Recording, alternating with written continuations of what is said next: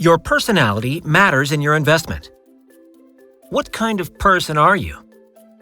Nervous or relaxed? Extrovert or introvert? Cooperative or hostile? Attentive or careless? Open-minded or conformist? Think about it for a few seconds. Pause the video if necessary. Why think about these questions about your personality traits? As Buffett said, the most important quality for investors is temperament, not intellect. We have our own personalities. However, it is hard to know ourselves clearly due to the complexity of our personalities. Sometimes you think you are eager for achievements, but in fact, you just want to live a comfortable life. Maybe you think you want to be an explorer, but actually you hate sailing. When it comes to investing, some people think they are long-term investors, but they find it is not true when the stock price fluctuates. The investment behaviors of these investors are not consistent with their personalities.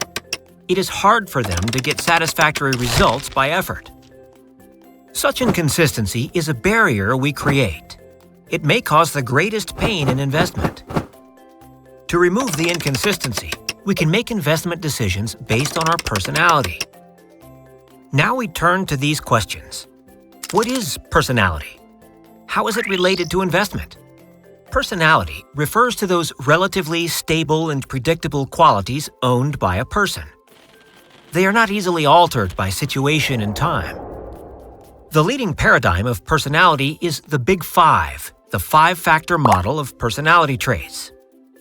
The five factors are neuroticism, extroversion, agreeableness, conscientiousness, and openness to experience.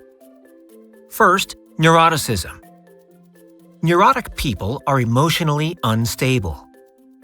They are prone to be depressed, anxious, and angry, and they find it difficult to control emotions under pressure. Investors with high neuroticism tend to be appealed by risks. They have higher risk tolerances, but often make investment decisions on impulse.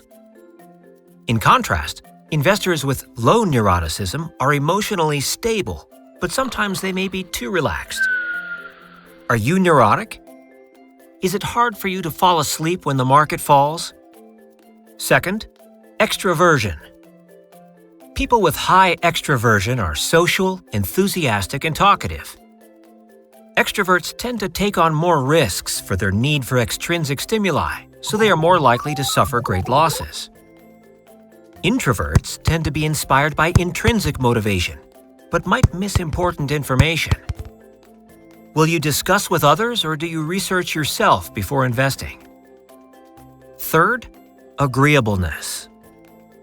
People with high agreeableness are trusting, empathetic, and cooperative, but maybe dare not to speak differently even when seeing a dangerous investment signal.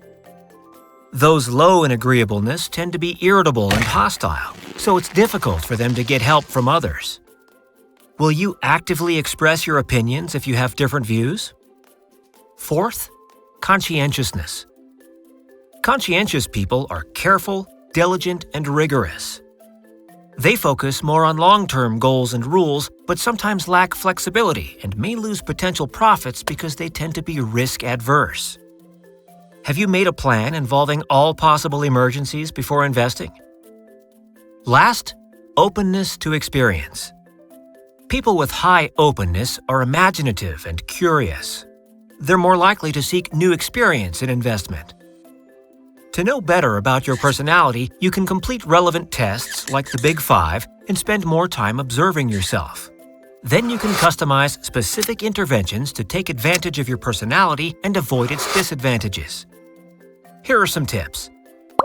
Relaxation training might be beneficial to neurotic investors. It can reduce their impulsive investments. It would be better for extroverts to prepare plans for market emergencies. Conscientious people who lack flexibility might not be suitable to do many short-term trades. Do you have any other ideas? Please share them with us.